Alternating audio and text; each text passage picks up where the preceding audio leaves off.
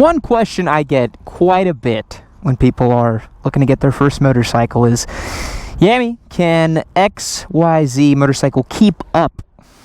And this is a tricky subject because it would involve some not recommended riding. Keeping up is kind of like I don't know, it really depends on your definition of quote-unquote keeping up. I hear a lot about, oh, can the Ninja 500 keep up? If my buddies are all rolling around on 660s, Gixxer 750s, even an R1, God forbid, am I going to keep up? Am I going to get left in the dust? Let's talk about today why that's a bit of a nuanced topic of keeping up. So the first thing I want to tell you guys is that it is often much more about the rider than it is the motorcycle. This is particularly true if you are riding in tight, twisty conditions on track, somewhere where the big horsepower motorcycles don't have a chance to really unleash all of their power, right?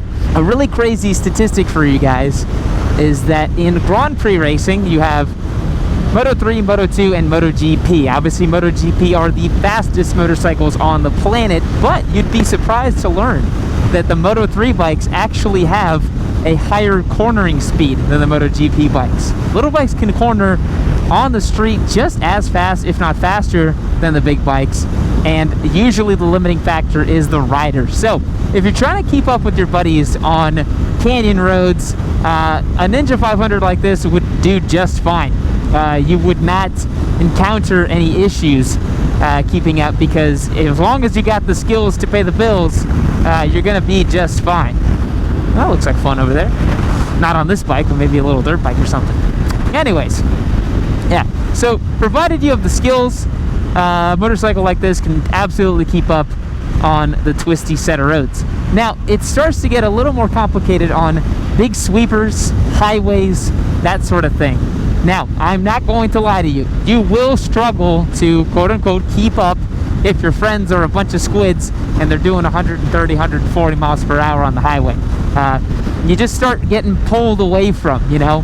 And even on roads like this, these kind of big sweeping corners, it doesn't take too much skill to be able to open up the throttle a little bit more and utilize that horsepower that a bigger bike has. So I would say if you're in a riding group where people are consistently leaving you behind because you have a smaller motorcycle, I mean, my gut says to find a new riding group. I think that's going to be the best thing that you can do. If you're out there riding and you're constantly having your buddies pull away from you, all that stuff, that's just not fun, is it? Like, you don't want to be constantly huffing and puffing for air on the back of the group ride, but that's usually down to the people you're riding with and the type of conditions you're riding into, you know? So think about that whenever you are looking at getting a motorcycle like this. And I would really recommend that you shouldn't ride in the first 6 months or so with the idea and anticipation that you are going to keep up. You're going to do battle on these twisty roads. You're going to go out there and you know, really try to test your mettle against these riders. So you're not really quite ready for that yet, and the best place for that is, of course, the racetrack. We'll drop it down a few gears here, have some fun with this Ninja 500, hit a big bump back there. And if you're gonna keep up with the little bike, you gotta realize that you have to keep the momentum high. That's how these motorcycles really excel, right? They can't really pick up a bunch of you know, acceleration off of the apex. What you gotta do with these machines is really utilize their cornering speed to your benefit, right? So you're gonna brake a little later, you're gonna corner a little faster, and hope that you can keep up that way.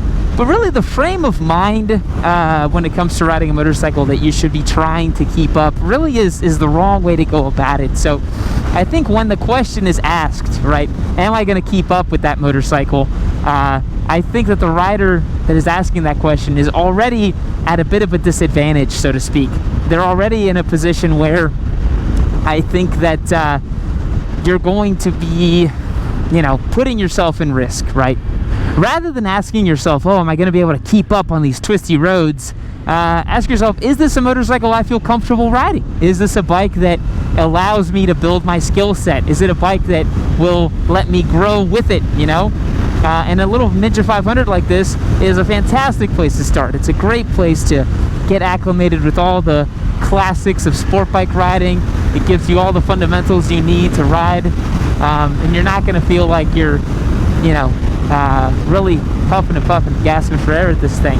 The sweepstakes for the Ninja 500 is almost over. At the end of November, your chances to win this bike will be gone. Head over to the website, become a member on yammynoob.co to get your best chances to win this Ninja 500. I've given away over 54 motorcycles on my time here on YouTube, so I think I know what I'm doing. Head to the website, don't miss your chance to win. This one is gonna be gone before you know it. Because the new 500 class, this new 450, 500 beginner sport bike class, you know, 50 horsepower is a great amount of power. When I started riding, you had the Rebel 250, the Ninja 250, and the Ninja 300s, and the R3s they were just about coming out. But you know, 28 horsepower was what the beginner bikes made back in that day, and so 50 is really, really great. And having that out of a 451cc engine like this Ninja 500 has is great. It's nice linear torque. It delivers the power in a way that is very nice for a beginner rider. One thing's for sure, on track, you're going to be able to keep up with whoever you want with the little bike, man. Oh my goodness. Again, unless you're at a track like Coda or something like that, where there's just an insane amount of room for the horsepower to really come into play, I would say that, you know, it's a case where you should definitely be able to keep up with the little bike. Definitely be able to keep up with the little bike. And honestly, even with all the experience I have, I usually find myself having a lot of fun with the little bikes, you know? I really enjoy riding a little bike, and it provides me a very different experience than I usually find on higher horsepower, more serious motorcycles. These bikes are really fun, they're playful, and I'll tell you what, there's nothing better than getting someone's ego checked up on a big bad super bike when you are on something as humble as a little Ninja 500. It's a lot of fun to do that, because a lot of people don't expect you to be as fast on a little bike, but you definitely can be. Because one thing y'all really need to understand is that on the street, it's really in a straight line, not so much about skill as it is just about kind of bravery and stupidity all rolled up into one to you know, be quote-unquote faster than other riders. You see a lot of cases where guys on 600s are faster than guys on 1000s just because they're willing to, you know, really push the envelope of whacking that throttle wide open when maybe they shouldn't, you know? And I think on a smaller motorcycle, it allows you to not do that as much, you know? I think that if you spend a very long amount of time wide open throttle on a little bike, there's not a whole lot that's going to happen, you know? You're not going to be in a position where, you know, you're going to find yourself going 120 miles an hour or whatever. You just won't. And versus if you get a bigger bike, you definitely will be in that kind of position. So that's something to think about too when you're thinking about keeping up. There's a lot of times where you don't necessarily want to keep up because you're putting yourself in a lot of risk. But it's interesting, it really comes back to your location, right? Like there's a lot of places like Houston, like Dallas, that are basically just like flat, straight roads everywhere, highway type of things. And you see a lot of guys start on 600s and 1000s out there just because there's really not a whole lot of challenging roads to ride. I've been really fascinated by this idea that motorcycle riders, motorcycles of choice, tend to be highly dictated by where they ride, right? Like you go to somewhere like Colorado, you see a lot of adventure bikes, you see a lot of dual sports, you don't see a lot of, you know, crazy highway bikes. You go to Houston, you see a lot of Turbo Habusas and stretch ZX10s and stuff like that, which I think is just quite funny, you know? So I would implore you guys, if you are in the mindset of worrying about if your motorcycle is going to keep up with other people, don't think about it as much, because it's actually much less of a deal than you would imagine. Again, the company you keep is going to make a big difference. If you're out there riding with a bunch of squids and everybody's trying to go as fast as possible all the time, then, you know, I would say rather than worrying about your bike, you should really think about the people that you're riding with and why that may or may not work out okay for you in terms of keeping up, you know? Just something to think about. But boys, what do you guys think about the topic of keeping up on your motorcycle? Is it something you think about? Is it something you worry about? Let me know in the comments down below how you feel about this topic. Have you tried keeping up with bigger bikes on your little bike? How did it work out for you? Let me know down below. I'd love to hear from you. And thanks again so much for watching today's video. I do appreciate it. We will catch you in the next one. See you later.